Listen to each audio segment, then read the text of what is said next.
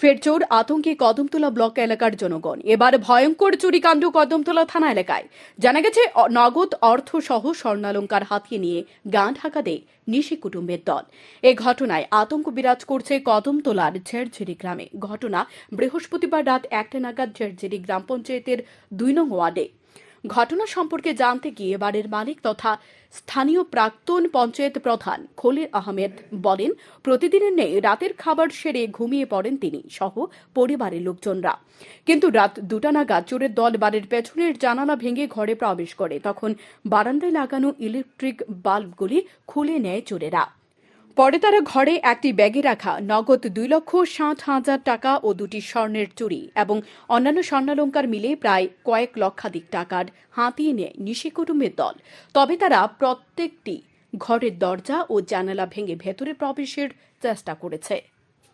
এদিকে বাড়ির মালিক খলিল আহমেদ জানান, ঘটনার সময় তিনি প্রাকৃতিক কাজের জন্য বাইরে বের হলেও বাড়িতে চোরের কোনো আঁচ করতে পারেননি তিনি। অথচ চোরেরা তখন ঘরের ভেতরে প্রবেশ করে হাত সাফাই করছিল বলে ধারণা। বাড়ির লোকজনদের ধারণা, স্প্রে জাতীয় কোনো কিছু ব্যবহার করে এই ঘটনা সংঘটিত করেছে চোরেরা। তাছাড়া ঘরের পেছনে একটি মৌচাক ভেঙে মধু পান করেছে চোরেরা। কিন্তু অবাক করার বিষয়, চোরের দল ঘরে প্রবেশ করার পর অনেক ভাঙচুর চালালেও ঘরে থাকা লোকজনরা কিছুই টের পাননি। তাতে স্পষ্ট নিজেদের সুকৌশলে তাদের কাজ সম্পূর্ণ করেছে নিশি কুটুম্বের দল। চুরিকাণ্ডের এই ঘটনা লিখিত আকারে কদমতলা থানায় জানানোর পর পুলিশ তড়িঘড়ি ছুটে আসে ঘটনাস্থলে।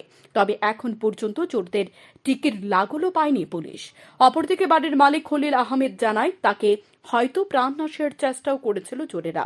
কারণ তিনি যে ঘরে থাকেন সেই ঘরে কোনো টাকা পয়সা বা মূল্যবান সামগ্রী ছিল না। তবু উনার ঘরের দরজার ধারালো অস্ত্র দিয়ে ভাঙার অনেক চেষ্টা করেছে চোরেরা, যদিও এতে সফল হয়নি। ফলে তিনি এখন প্রাণ সংশয়ে ভুগছেন। এটা ভাগুন পঞ্চায়েত, ওয়ার্ড নম্বর 2। রাত্রে অনুমান আমরা খাওয়া দাওয়ার পরে আমরা শুয়ে আছি, তখন অনুমান 1টার সময় আমি আবার উঠছি। উঠিয়া দেখছি আমার বারান্দার বাল্বগুলো নাই। আমি সব করিয়া তারপরে আমি আবার আমার বিছনা থেকে ঘুমানি লাগিয়া গেছি। আমি ঘুমাইছি, তখন কিছু দুষ্কৃতিকারীরা ইয়া আমার দরজা এবং জানালা কিতাব ব্যবহার করছে বুধের সাফল টাফল দিয়া। এটা তারা ভাঙ্গিয়া তারা প্রথম 3টা রুম ব্যবহার করার পরে 4র্থ নম্বর রুম অনুমান 3টা 20 মিনিট হইব।